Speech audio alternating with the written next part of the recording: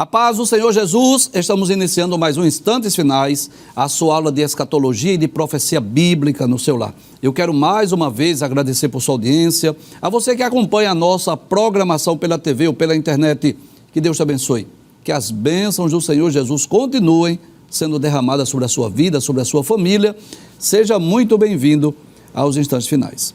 E no programa hoje nós temos a participação mais uma vez do professor Saulo Soares, ele que é teólogo, escritor e professor da nossa querida Esteadeb. Nosso professor Saulo Soares é autor de 3 obras, 3 livros que foram lançados pela editora Bereia. O primeiro é A Grande Tribulação, o Palco do Anticristo.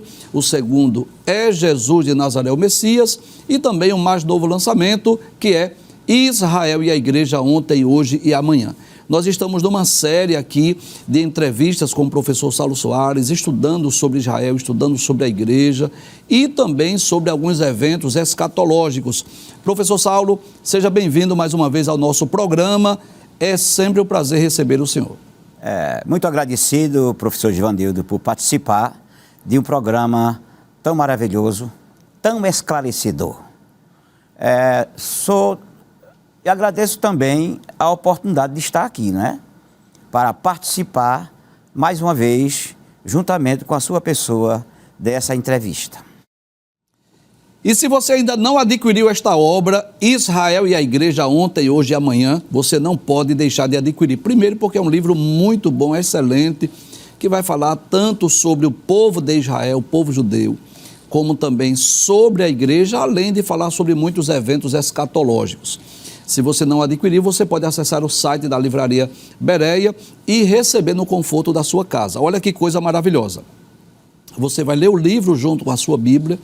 Caso tenha alguma dúvida, você pode mandar a pergunta aqui para nós que nós vamos responder. E além disso, você está ouvindo as explicações com o próprio autor do livro. Professor Saulo Soares, vamos falar de eventos escatológicos, né? Que é a temática principal desse programa.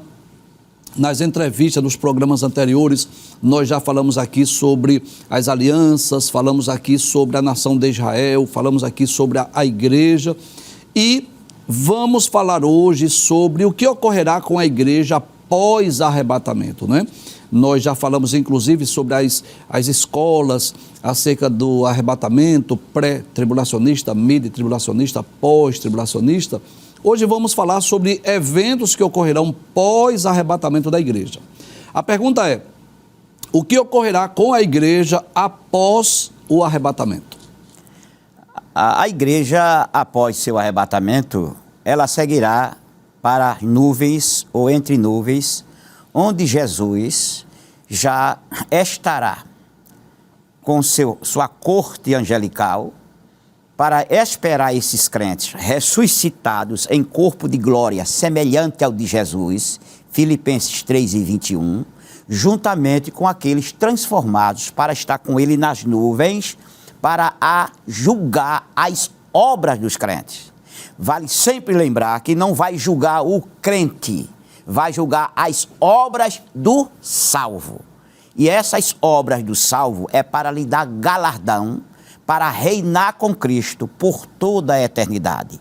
Esses galardões dirá, conforme o seu valor, a hierarquia, a posição que cada um de nós terá junto a Cristo em toda a história da eternidade, ou toda a eternidade. Ou seja, o galardão nos dará poder, autoridade para reinar com Cristo para sempre. Muito bem, então nós podemos dizer que na ocasião do arrebatamento ocorrerá a ressurreição dos justos, não é isso? O arrebatamento dos salvos que estiverem vivos, e esses 2 grupos, tanto aqueles que foram ressuscitados, quanto os que foram arrebatados, serão levados primeiro ao tribunal de Cristo. Que esse tribunal de Cristo não é um tribunal para condenação, mas é para julgar exatamente as obras dos salvos, né? Aquilo que fizemos em prol do reino de Deus, e assim o Senhor lhes entregará os galardões de acordo com a obra de cada um, para que essas posições, né, elas sirvam também como hierarquias para o reino milenial. Muito bem, então coisas maravilhosas aguardam a igreja, né, pós-arrebatamento. Eu não sei, professor, se o senhor deseja comentar essa tela ou se a gente pode passar. Pode passar. Vamos passar. Muito bem. Então, nós pedimos para a equipe de artes deixar esses textos aí, porque caso alguém queira tirar uma foto, né, queira guardar esse arquivo nos seus estudos, nas suas pesquisas. Professor, fale aí sobre esse galardão, por favor. Que tipo de galardão os salvos receberão? No capítulo 25 de Mateus, Jesus faz a parábola dos talentos. E ele diz que a alguém foi dado um talento, a outro 2 talentos e a outro 5 talentos. O que são esses talentos? Os talentos é a determinação, a coragem, o envolvimento que o indivíduo tem para com aquilo que é posto em sua mão. Por exemplo, tem pessoas que recebem 5 talentos e trabalham para Jesus. Ele pode estar até enfermo, mas ele vai fazer o trabalho dele. Os médicos recomendam, não vá, mas ele vai, entendeu? 5 talentos. 2 talentos também. 1 talento, ele nem se incomodou de fazer. Eu quero dizer que a todas as pessoas, mesmo aqueles que não têm coragem de trabalhar, é lhe dado pelo menos um talento. Eu acho muito interessante, professor, nessa parábola, que o texto diz que ele dá a cada um segundo a sua capacidade, né? A capacidade. E Paulo, escrevendo aos Coríntios, capítulo 12, fazendo ali uma analogia da igreja com o corpo de Cristo, no capítulo de número 12, versículo 18, Paulo diz que o Senhor colocou os membros no corpo, cada um deles como quis. E eu sempre que falo sobre esses talentos, eu sempre digo sobre a importância de nós conhecermos qual é a nossa função no corpo de Cristo e qual ou quais os talentos que o Senhor nos entregou, não é? Então Deus não quer, por exemplo, que eu esteja preocupado com um talento que Ele lhe deu, sim, mas que eu possa descobrir qual ou quais talentos que eu recebi e possa desenvolver esse talento da melhor forma possível. E é muito interessante isso, que cada um recebeu segundo a sua capacidade e ninguém ficou sem talento. Ao menos um talento todos nós recebemos. Recebemos. E estes talentos, repetindo, a pessoa tem para fazer. Como, onde? Aí vem a parábola das minas. Sim. Que é o capítulo 19 de Lucas, a partir do versículo... Estão bem relacionadas essas duas parábolas, né? As minas é a oportunidade de usar o talento. Sim. Então, todo mundo tem oportunidade. Veja, sim, que são 10 minas. As minas eram um pequeno tesouro, sim, que cabia em 2 mãos. Então, cada um receberá uma mina. Tem pessoas que pegou uma mina e botou, faz 10 minas. Tem outro que pegou uma mina e não trabalhou. Então, talentos é a capacidade. E as minas são as oportunidades. As oportunidades de usar essas capacidades. Se Deus deu o talento, Deus dará a oportunidade para que nós possamos desenvolver. Seria até incoerência da parte de Deus, Deus dá o talento e não dá a oportunidade, né? Mas o Deus que dá o talento, Ele dá também as oportunidades. Outra coisa, professor Gil, as pessoas pensam que o talento é só para cantar, para pregar, para evangelizar, para trabalhar para Jesus. Não, não é apenas isso. A Bíblia diz, tudo que chegar em tuas mãos para fazer, faze-o conforme as tuas forças. E aquele que sabe fazer o bem e não faz, peca. Ora, todo crente sabe fazer o bem, pelo menos ele ouviu como se deve fazer. E as pessoas que não fazem isso, sofrem. Então, é perdoar o irmão, é não escutar bochicho ou cochicho de alguém. Olha, irmão, vamos orar por ele. Então, isto é uma oportunidade de usar sua capacidade que Deus lhe deu. Assim, todos nós estamos prontos e preparados, ou capacitados, para receber a oportunidade de trabalhar para Jesus. Eu diria, professor, que o Tribunal de Cristo, ele será também um tribunal onde será avaliada a nossa mordomia, não é? Nós, no seminário, nós estudamos essa disciplina, que é a mordomia cristã, e nós aprendemos sobre a mordomia do tempo, a mordomia das finanças, a mordomia da família, a mordomia dos talentos. E eu diria que essa é uma prestação de conta da mordomia, não é? O que é que nós fizemos com aquilo que o Senhor nos entregou. E o professor Saulo falou muito bem que não é apenas o que diz respeito à igreja em si, ao trabalho espiritual, cantar, pregar ou ensinar, mas envolve todas as áreas da nossa vida. Quando nós falamos acerca do Tribunal de Cristo, nós não estamos falando apenas de um evento escatológico, mas nós estamos falando de duas coisas importantes. Primeiro, de um evento escatológico onde serão julgadas as nossas obras, aquilo que nós fizemos, né, aqui na terra. E esse tema, esse assunto, ele deve nos motivar para nós fazermos tudo com excelência, né? Que coisa maravilhosa. É isso que Deus quer de nós, que você, na empresa que você trabalha, você seja um profissional com excelência. Na escola que você estuda ou na faculdade, que você seja um aluno com excelência. Na igreja, principalmente, na sua casa, na sua família, quer você seja o pai ou a mãe de família, um filho, mas é isso que Deus quer de nós, que nós possamos fazer tudo com excelência. Então, é muito bom nós pensarmos nisso, né? Que um dia nós seremos levados a um tribunal, que as nossas obras, as nossas ações, elas serão julgadas pelo justo juiz. Isso deve servir de estímulo e de motivação para nós aproveitarmos as oportunidades que o Senhor nos deu, para nós desempenharmos os dons, os talentos, as vocações que o Senhor nos entregou e fazer isso da melhor forma possível. Ô, professor Givanildo, ainda falando sobre usar a oportunidade para fazer o bem, quando nós lemos o Evangelho, a gente vê que o Evangelho é comportamento. Isso. Tem a área espiritual, mas é algo comportamental. Sim, sim, sim. As pessoas muitas vezes pensam que o Evangelho é só orar, jejuar e evangelizar. E o comportamento? Sim. E a vida comum? Sim, né? sim, sim. Paulo disse que ele era uma carta aberta ou lida pelos irmãos. Ou seja, o comportamento de Paulo, o comportamento do professor Givanildo, o comportamento do professor Saulo, o comportamento de qualquer crente que se preze, certo? Ele deve ser algo ético, ética cristã, que ela é imutável. A ética cristã não pode mudar porque é uma ética bíblica. Isso. Até porque quando nós lemos as epístolas, por exemplo, nós vamos perceber, né, não só Paulo, mas Pedro, Tiago, João, que há uma praticidade da mensagem do Evangelho, né? Nós somos exortados a andar como Jesus andou, a viver o que Jesus pregou e ensinou, né? Então, o Evangelho não é apenas teoria, mas ele também é prática.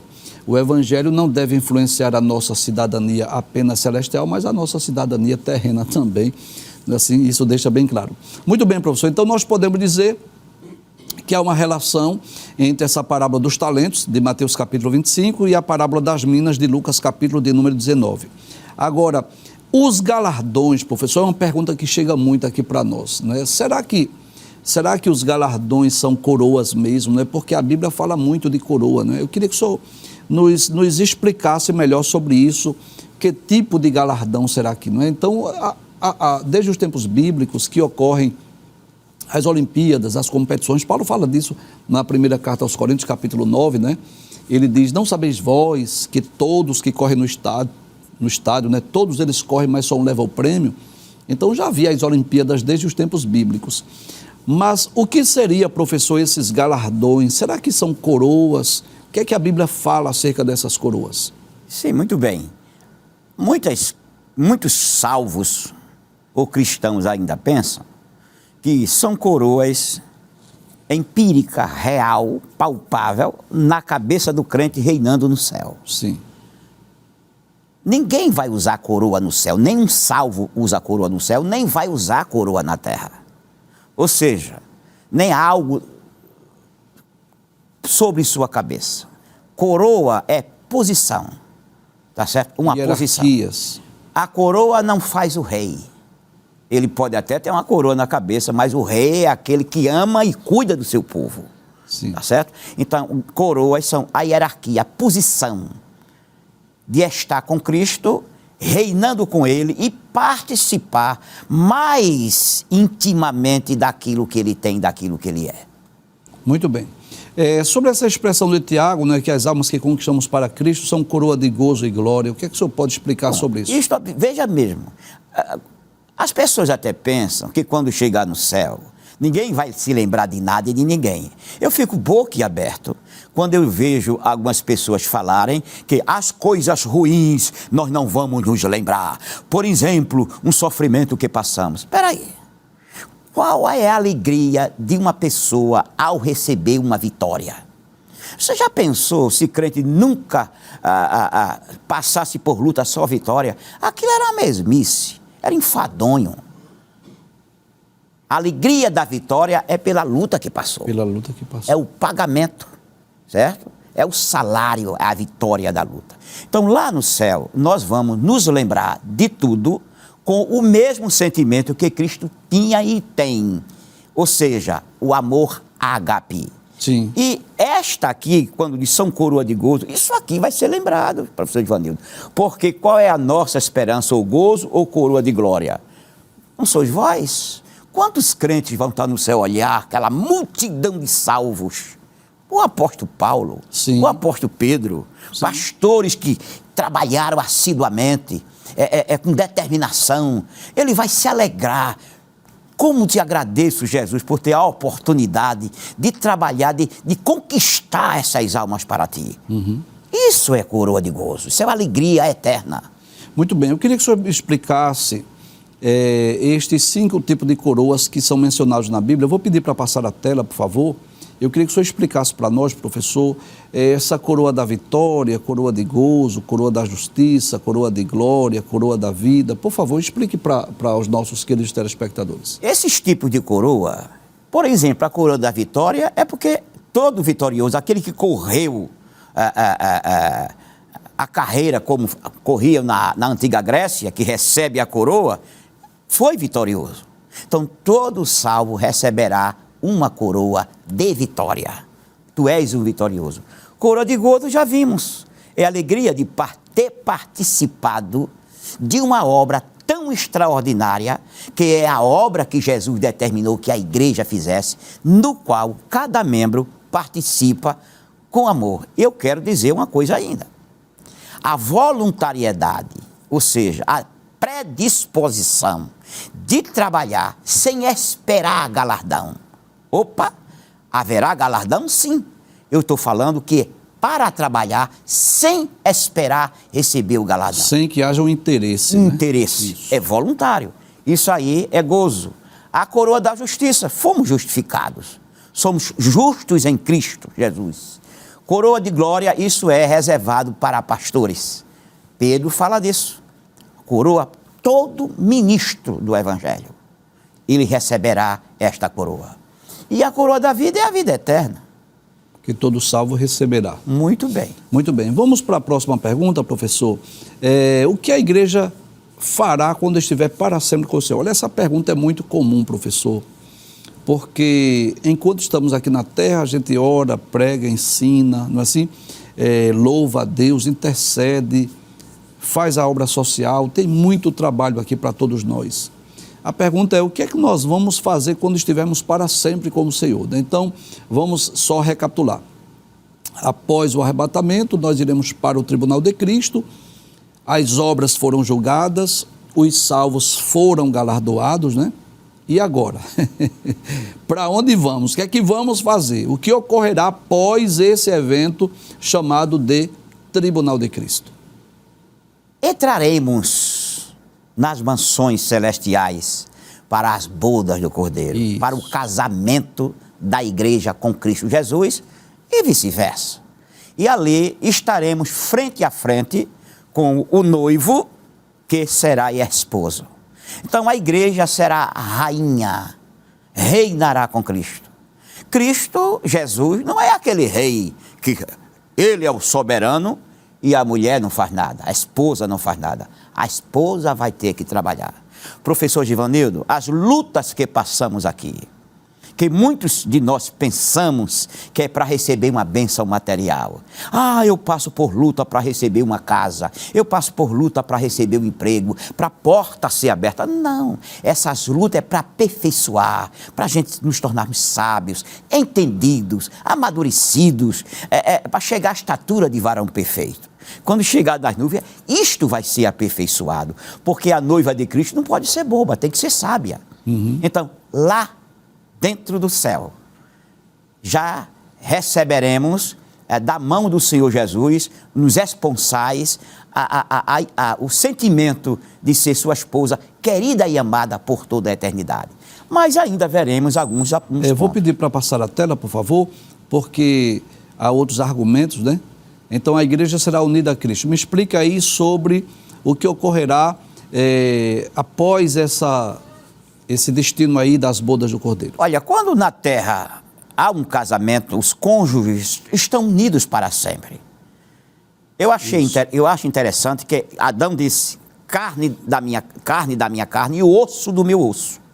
Ora, isso não vai ser diferente com o homem chamado Jesus. A igreja estará com os esponsais. Então, a igreja será unida a Cristo. Para isso haverá as bodas do Cordeiro.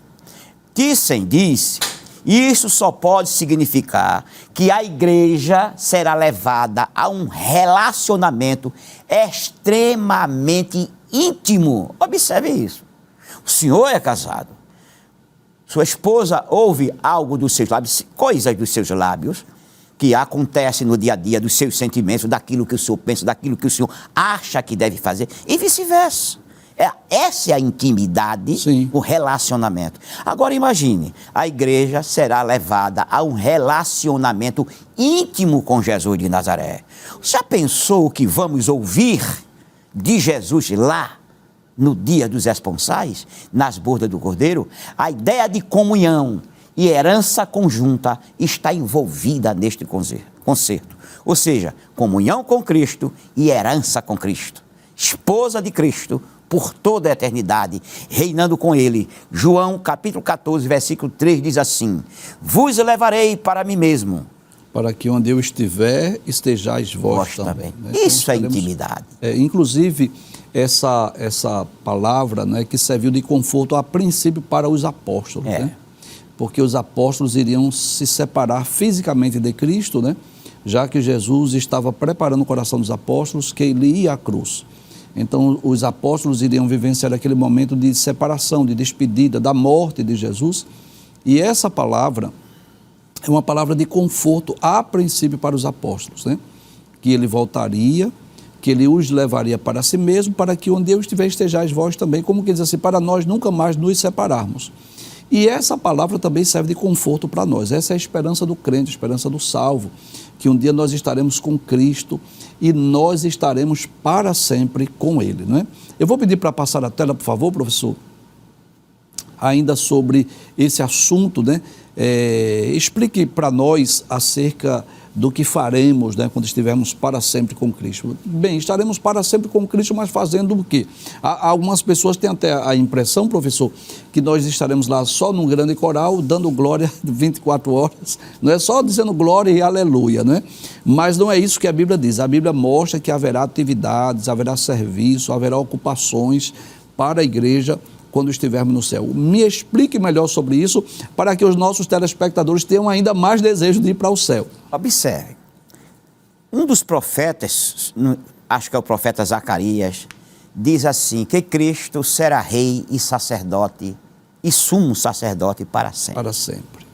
Apocalipse capítulo 5, versículo 9 e 10, sim, está ali escrito que somos reis e sacerdotes, também para sempre.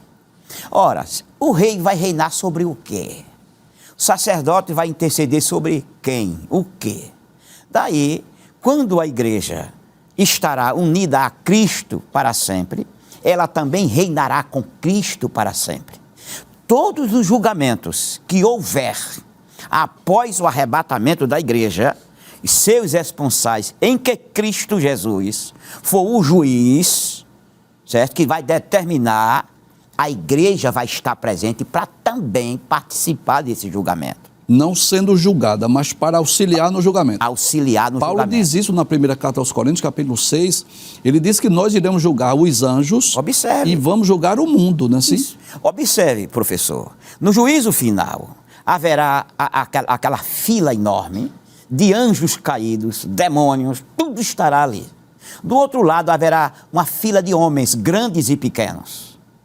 Quando o Senhor citou o texto, nós julgaremos os anjos, é aí. Nós vamos julgá-los. Nós vamos julgar os homens. Cristo estará conosco. Cristo nos levará a participar com Ele deste julgamento. Por quê? Porque nós somos a rainha. Nós vamos participar do reino de Cristo, não é apenas como adorador de Cristo, mas também como participante, como rei e sacerdote. E o reino sacerdotal, o milênio, que o senhor tem explicado muito bem no programa Instantes Finais, mostra que no milênio a igreja vai reinar com Cristo. Os apóstolos serão juízes das 12 tribos de Israel. E após o milênio, no estado eterno, a igreja também vai participar do governo com Cristo por toda a eternidade. Por toda a eternidade. Então é bom nós lembrarmos, né, que o céu não é só um lugar de adoração, também é, mas o céu também é um lugar de serviço, né? Nós estaremos por toda a eternidade reinando com Cristo, né? Durante o milênio reinaremos com Ele, durante os julgamentos, como juízo final, nós julgaremos com Ele, e durante todo o seu reinado, que será eterno, nós iremos reinar junto com Cristo. No terceiro ponto, a gente vê que a igreja terá um testemunho eterno. O que é um testemunho eterno? Efésios capítulo 3, versículo 10. Se nós lermos antes, só o 3 e o 10, diz assim: Paulo escrevendo sobre o Evangelho, o segredo do Evangelho, os mistérios do Evangelho que estava no coração de Deus, sobre a sabedoria de Deus, ele escreve: para que agora, pela igreja, a multiforme ou as muitas formas da sabedoria de Deus seja conhecida dos principados e potestades dos céus.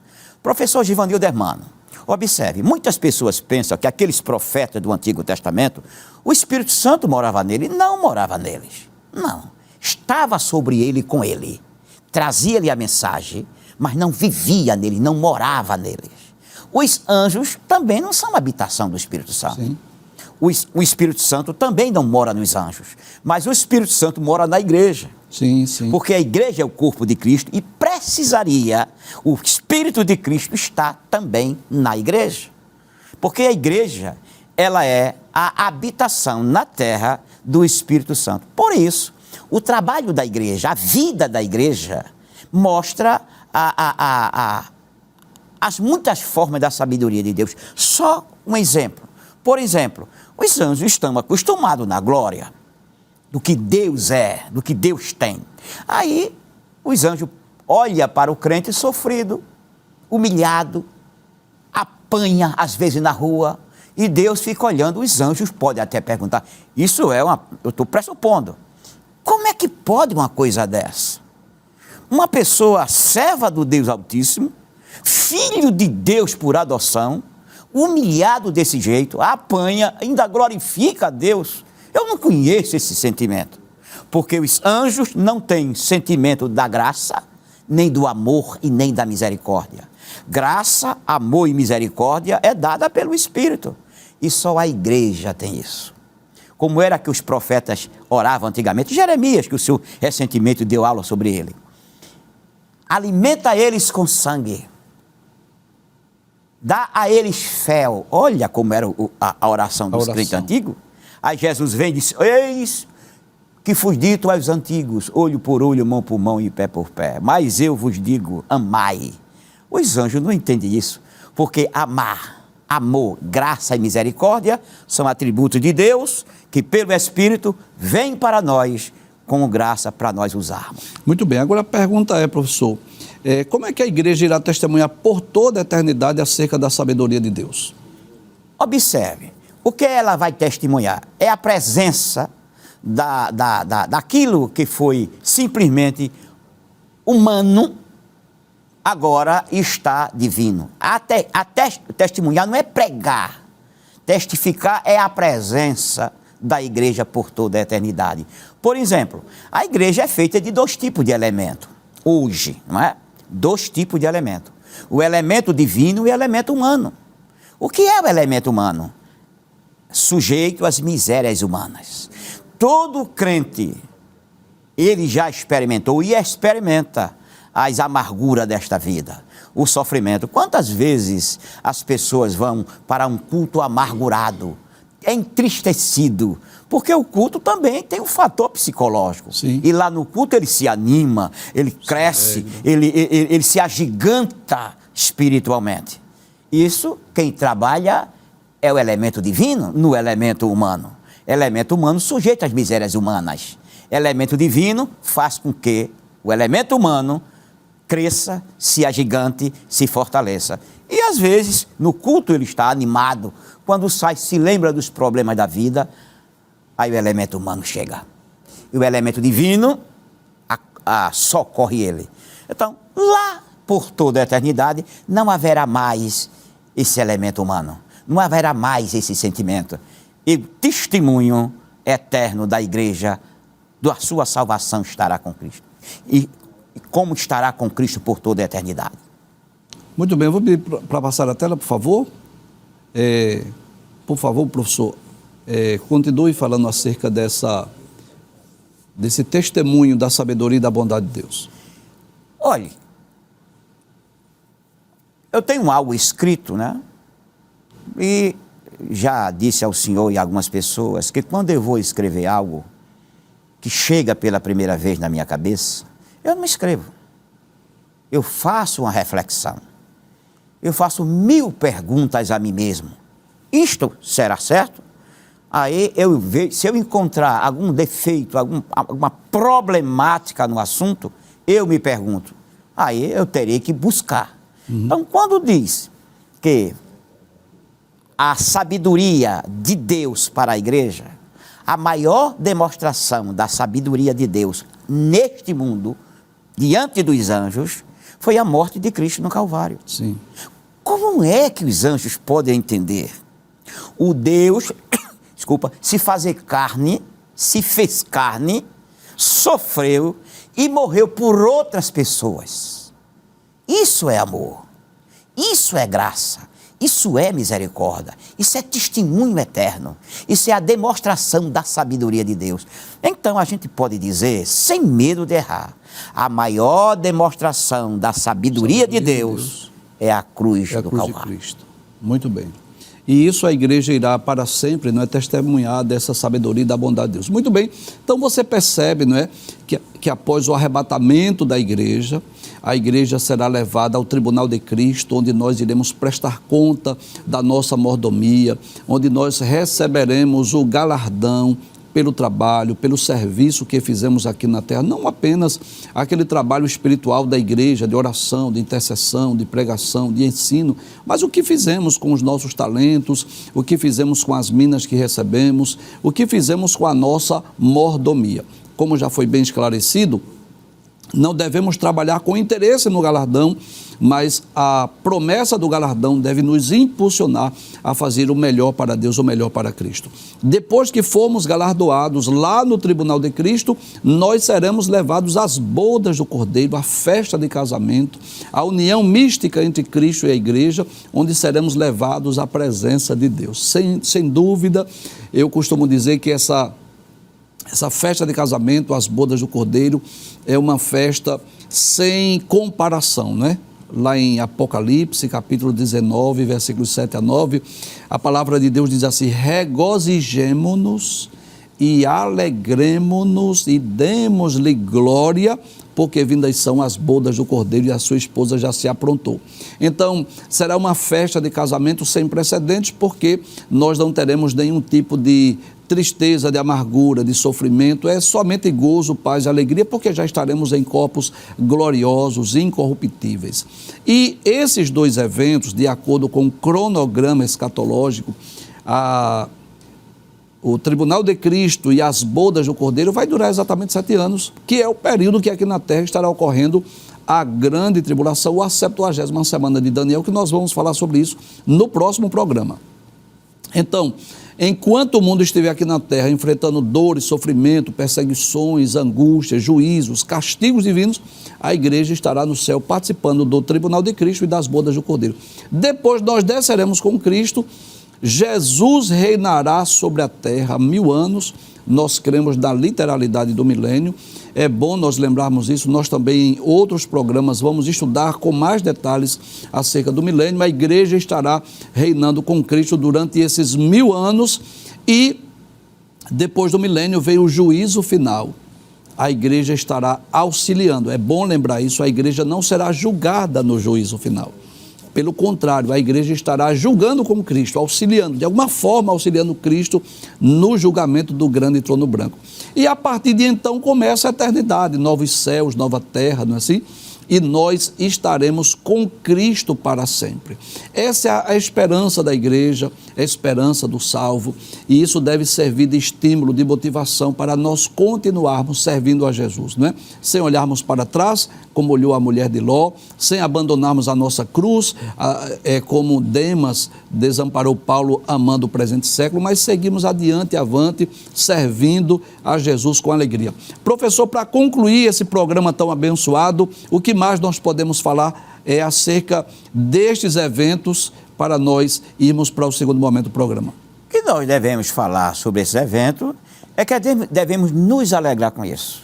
Paulo diz na sua carta aos Romanos, capítulo 8, versículo 18, diz assim, que as aflições desta vida, desse tempo presente, não são para comparar com as coisas que em nós há de ser revelada. Em outras palavras, você já viu uma igreja cheia de poder, os crentes glorificando, as línguas estranhas e até Deus falando sobrenaturalmente através da profecia verbal ou falada? Já se alegrou com isso? Você já viu isso? Isso é a introdução do que espera por nós na eternidade. Eu costumo dizer, professor, estou servindo Jesus há mais de 30 anos e tivemos momentos maravilhosos, né?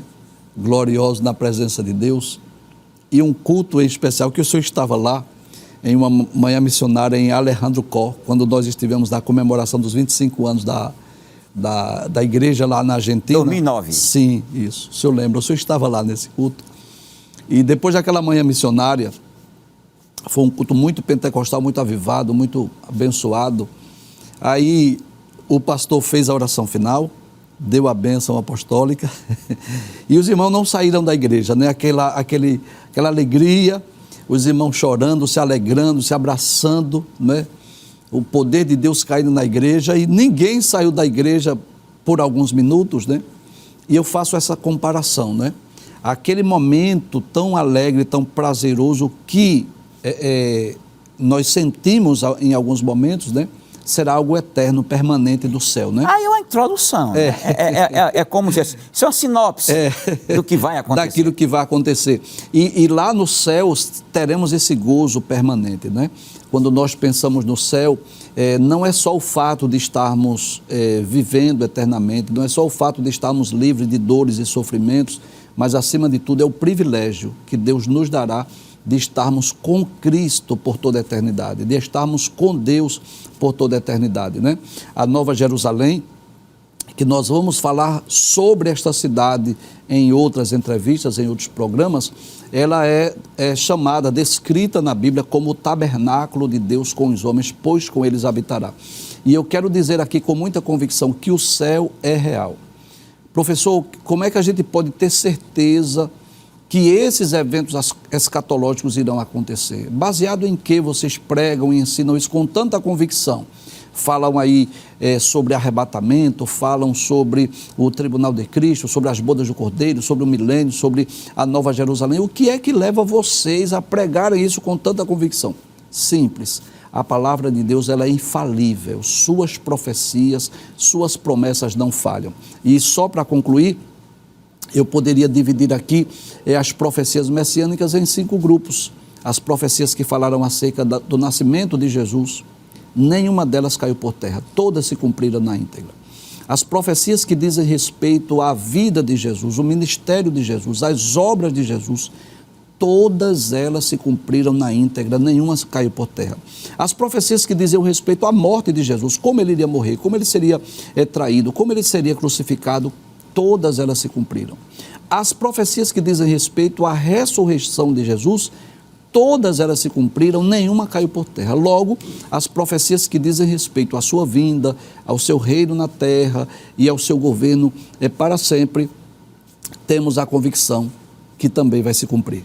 Isso está no livro É Jesus de Nazaré o Messias? O Messias. Inclusive, professor, eu quero até ver a possibilidade, né, de nós também fazermos uma síntese do seu livro aqui, falando sobre as profecias messiânicas. Vamos combinar sobre isso aqui, se Deus quiser, porque eu tenho recebido muitos elogios dos programas das quartas-feiras e vamos, que agora será exibido aos domingos, né, às 17h30, e eu espero em Deus que Deus nos dê a oportunidade de nós continuarmos com essas entrevistas. Amém. Nós vamos a um breve intervalo, voltamos dentro de instantes e agora, após o intervalo, nós vamos responder perguntas, vamos ler mensagens e enviar saudações. Não desligue, até já.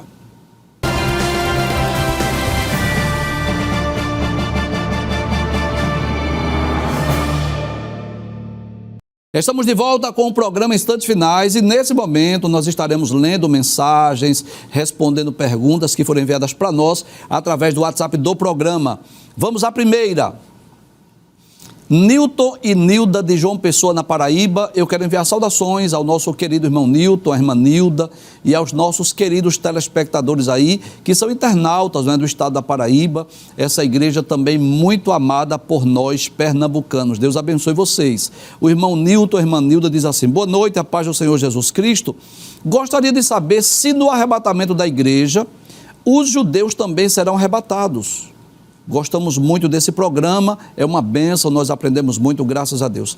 A pergunta, professor, é que sim, né? Os judeus também serão arrebatados. Se eles estiverem na igreja. Na igreja. Serão arrebatados se forem crentes, né? Se fizer parte da igreja, não é? Por que, queridos irmãos? Quando a Bíblia diz que Deus amou o mundo, amou todas as etnias, todas as nações. A igreja é um povo que cabe todas as etnias. Mas depois que chega na igreja, ele perde a identidade da etnia. É cidadão do céu. Muito bem, então... O judeu deixará de ser judeu para ser cidadão do céu. Então a Bíblia fala de judeu, gentil e igreja de Deus. Então quando se torna igreja, não é? Quer seja judeu ou gentil, torna-se igreja. E é bom lembrar, irmão Nilton, que Jesus vem buscar a sua noiva. Ele vem buscar a sua igreja. Então o fato de ser judeu não garante salvação a ninguém. Então, há um grupo de judeus que são chamados messiânicos, aqueles que creem que Jesus é o Messias, e aqueles que estão aguardando o Messias, que creem no Novo Testamento, estes também que fazem parte da igreja serão salvos, serão arrebatados. Agora, aqueles judeus que ainda estão aguardando a primeira vinda do Messias, aqueles judeus que não creem no Novo Testamento, que não reconhecem Jesus como seu Messias, estes não serão arrebatados, estarão na terra durante o período tribulacional. Vamos ler uma mensagem que foi enviada para nós. Antônio Carlos Firmino, da Igreja Deus e Amor da Iputinga, aqui próximo ao Detran, no Recife. Quero enviar saudações ao irmão Antônio Carlos, aos queridos irmãos aí da Igreja Deus e Amor, no bairro da Iputinga. O irmão Antônio Carlos diz assim: a paz do Senhor, professor Givanildo e professor Saulo Soares. Tenho aprendido muito com vocês através deste programa, é uma bênção. Deus abençoe, irmão Antônio Carlos, obrigado por sua mensagem. Deus abençoe o senhor e a sua família. Vamos ler a próxima pergunta. Leide Jane, lá de Sucupira, em Jaboatão, queremos enviar saudações à irmã Leide Jane, à sua família, aos queridos irmãos aí de Sucupira, em Jaboatão. A irmã Leide Jane diz assim: a paz do Senhor, professores. Gostaria de saber sobre Apocalipse, capítulo 21, versículo 2. A cidade santa será a mesma aqui na terra. O que é que o senhor diz, professor Saulo, sobre... João disse que ela descia do céu, né? Adereçada como uma esposa ataviada para o seu marido, né? O que é que o senhor diz acerca dessa primeira parte aí, professor Givanildo, tudo indica que vem do céu e fica nos ares. Sim. Certo? Sim. Agora, na eternidade, depois do juízo final, lá para a eternidade, então ela vem e fica na terra. E desce a terra. Porque o anjo Gabriel disse a Maria: o Senhor Deus lhe dará o trono de Davi, seu pai, ele reinará na casa de Jacó eternamente. Ora, o trono de Davi e a casa de Jacó é aqui na terra. Muito bem. Vamos ler mais uma mensagem. A irmã Mônica Gomes e o irmão Alberto Gomes de Camaragibe, área 62, quero enviar saudações à irmã Mônica, ao nosso querido irmão Alberto Gomes e aos queridos irmãos aí de Camaragibe. Eles dizem assim: a paz do Senhor, assistimos sempre o programa Instantes Finais, tanto nas quartas-feiras quanto aos domingos. Amém. Deus abençoe a irmã Mônica, Deus abençoe o irmão Alberto Gomes. Vamos ler a próxima pergunta. Paulo Ambrósio, lá de São Paulo, Dourado, São Paulo. Queremos enviar saudações ao irmão Paulo Ambrósio, aos nossos queridos irmãos aí do estado de São Paulo, que com certeza acompanham pelo YouTube, né? Sempre que nós estamos assistindo o programa pelo YouTube, a gente percebe pessoas de vários estados que estão acompanhando a nossa programação. Deus abençoe, irmão Paulo, Deus abençoe aí os nossos queridos irmãos aí do estado de São Paulo. Ele diz assim: boa noite, irmãos da equipe deste programa, principalmente na pessoa do irmão Givanildo e do irmão Saulo. Queria dizer que este programa é uma bênção para a minha vida espiritual e tenho certeza que para muitos que assistem também. Por favor, me tire uma dúvida. O que o nosso Senhor Jesus Cristo quis expressar em Mateus capítulo 11, versículo 13? Quer dizer que hoje ainda existem profetas? Ou só existem os dons espirituais, dos quais o dom de profecia é um deles? Muito obrigado, fique na paz e que Deus abençoe a todos também. Então eu vou ler esse texto, professor, eu sei que o senhor já conhece, mas eu quero ler esse texto de Mateus capítulo de número 11 e o versículo de número 13. Mateus capítulo 11, versículo de número 13, diz assim: porque todos os profetas e a lei profetizaram até João. O que é que o senhor diz aí, se ainda hoje existem profetas ou só o dom de profecia? Sim. No Antigo Testamento, Deus, ele ungiu 3 classes de pessoas. Ungiu o sumo sacerdote para interceder, ungiu o rei para governar e ungiu o profeta para dar uma mensagem imediata de Deus. Esse grupo de profetas, conforme Jesus fala, chamava-se ministério profético. Ele durou até João. João foi o último profeta do ministério profético. Depois de João, não houve mais ministério profético. Não quer dizer com isso que não exista profeta. Porque lá em Efésios, capítulo 4, versículo 11, diz que Deus deu profeta também para a sua igreja. Então, profeta é o que fala a palavra de Deus. E às vezes chega uma mensagem imediata de Deus dentro da mensagem falada. Agora, quanto à pessoa que tem o dom espiritual de profetizar, ele não é profeta. É profeta enquanto profetiza. Depois que acabar a profecia, não é mais profeta. Tá? Porque o dom não é do profeta. De quem profetiza, desculpa. O dom é do Espírito Santo. O Espírito Santo usa a pessoa para profetizar, pelo dom espiritual. Depois, quando termina a profecia, o dom vem para o Espírito Santo. Porque se ele fosse um profeta, todas as pessoas que profetizassem, quando é batizado com o Espírito Santo e recebe o dom da profecia, se ele tivesse nele o dom da profecia, ele profetizava a hora que quisesse. Mas como o dom não é dele, é do Espírito Santo, ele fala o que o Espírito Santo lhe manda ou lhe fala através dele e depois volta para ele. Repetindo, lê os profetas duraram até João. Há profetas no púlpito segundo a palavra de Deus, que prega a palavra de Deus. E o dom da profecia não torna a pessoa profeta. Ele é profeta enquanto está profetizando. Depois que acabar a profecia, acabou-se o profeta. Nós podemos dizer, professor, só corroborando com o que o senhor já falou, que no Antigo Testamento havia um ministério específico, né? Um ministério profético, onde os profetas, inclusive, eles eram consultados.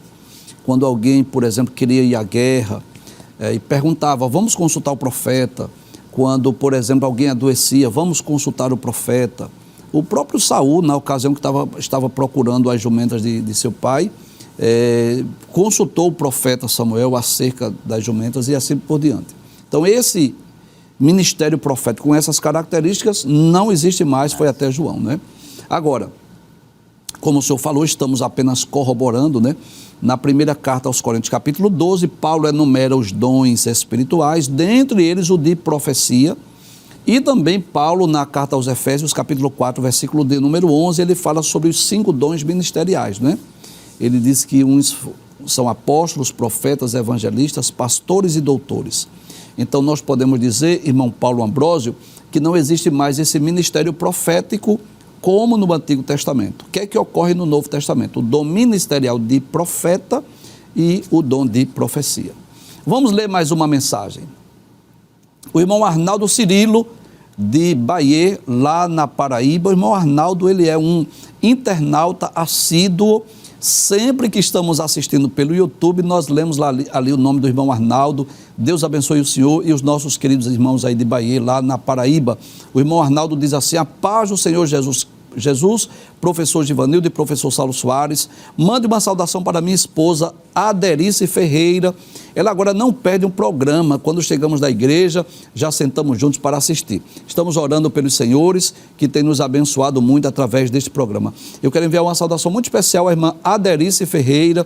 Deus abençoe pela sua audiência. Obrigado pelas vossas orações. Eu costumo dizer, professor Saulo, que eu fico muito feliz quando os irmãos dizem assim: olha, eu estou assistindo o programa. Mas quando dizem assim, eu estou orando por vocês, a minha alegria é maior, né? Então, se eu tivesse de escolher entre oração e audiência, eu prefiro a oração. Agora, se puder fazer as duas coisas, é melhor. Bom, né? Então, também eu quero orar e interceder. Quero mandar minha saudação à amada irmã Aderice Ferreira, pela participação, pela sua audiência, pela oração, né? Por nós. Muito bem. Deus continue abençoando esse casal. Amém. Vamos ler mais uma pergunta. Fernanda, de Jardim Brasil 2, área 70, quero enviar saudações à nossa irmã Fernanda, aos nossos queridos irmãos aí de Jardim Brasil 2, Deus abençoe, obrigado pela sua mensagem. Ela diz assim: a paz do Senhor. Primeiramente, quero agradecer a Deus por esse programa, pelo professor Givanildo e pela participação do professor Saulo Soares e toda a equipe. Gostaria de saber qual o sinal de que uma pessoa está apostatando da fé. Muito bem, pergunta, não é bem interessante, professor? Porque a apostasia é um pecado que, se alguém cometer, não tem mais como obter perdão, né? E qual é o sinal que alguém está apostatando da fé? O termo apostasia significa afastamento. Então, toda pessoa que voluntariamente, sabendo a verdade, sabendo que há um Senhor, que há um Salvador, que há uma regra de fé, que há o céu, que há o inferno, ou seja, que há 2 caminhos, esse afasta, ele apostata. Muito bem, então nós podemos considerar o apóstata, né, professor Saulo e irmã Fernanda, aquela pessoa que de uma forma deliberada e consciente ele abandona a fé cristã. E nós vamos perceber que essa é uma das profecias acerca dos tempos do fim, um dos sinais dos tempos do fim. Paulo disse na primeira carta a Timóteo, capítulo 4, versículo 1, ele disse que nos últimos tempos apostatarão alguns da fé, dando ouvidos a espíritos enganadores e a doutrinas de demônios. E é bom lembrar que essa apostasia não significa necessariamente deixar de crer em Cristo, também, mas não só. Nós também consideramos apostasia alguém que, além de crer em Cristo, mas estão negando doutrinas bíblicas, não é? Que um dia eles condenaram, hoje aprovam, ou um dia apoiaram e hoje condenam, por exemplo. Então, vou dar um exemplo simples. O próprio povo de Israel, o povo judeu, muitas vezes eles abandonaram o culto monoteísta pelo culto politeísta. Eles continuavam crendo em Yahvé, só que dividiram o culto e a glória com outros deuses. Isso é um sinal de apostasia, de abandono da fé. Então, quando a pessoa começa a negar aquilo que ele creu, que ele pregou, que ele ensinou, quando a pessoa começa a negar as verdades bíblicas, a pessoa começa agora a pregar e ensinar doutrinas contrárias ao ensino bíblico, aos ensinos de Cristo, aos ensinos dos apóstolos, é um sinal que essa pessoa está apostatando. Agora, eu sempre costumo dizer, professor Saulo Soares, que a apostasia e a blasfêmia contra o Espírito Santo são pecados imperdoáveis porque a pessoa não se arrepende, né? Então, quem apostata e também quem blasfema não se arrepende, logo não tem perdão. Mas eu costumo dizer que só Deus é capaz de identificar realmente quem é o apóstata, porque pode acontecer que alguém até creu em outra doutrina e negou a fé e de repente ele se arrepende e volta às suas origens. Mas quando é que a gente sabe que uma pessoa está apostatando da fé? Quando está se afastando da simplicidade do evangelho, quando está se afastando de Cristo. Vamos ler a última mensagem do programa? A irmã Flávia, da área 2 aqui, a área 2 aqui do bairro do Fundão, aqui em Beberibe. Quero enviar saudações à irmã Flávia, aos queridos irmãos aí da área 2, com exclusividade ao pastor José Cavalcante, a sua família, toda a igreja aí em Fundão e toda a igreja na área 2. Ela diz assim: a paz do Senhor, a aula está sendo maravilhosa, estou aprendendo com os professores muito inteligentes. E a segunda aula estou amando. Deus abençoe, irmã Flávia. Muito bem, nós estamos chegando ao final do programa. Eu tenho certeza que esse programa tem sido de bênçãos para a sua vida. Professor Saulo, é sempre um prazer receber o senhor. Sua presença enriquece o programa. Eu tenho recebido muitos elogios acerca dos programas, né? Essa entrevista abençoada e maravilhosa. E se Deus permitir, nós vamos continuar, não é? Temos outros temas, outros assuntos ainda a tratar acerca da grande tribulação, do milênio, do estado eterno e perfeito. O senhor está à vontade para as suas considerações finais. Eu quero agradecer por mais esta oportunidade, pelo pastor da igreja, o nosso amado pastor e todo o ministério, pela Rede Brasil, todos que compõem, as pessoas que trabalham nesse programa, pela sua pessoa, pela audiência, pelos que nos escutam, pelos que participam, pelos aqueles que defendem a verdade bíblica. A todos eles um abraço e a paz do Senhor a cada um. Até o próximo encontro, se Deus assim nos permitir.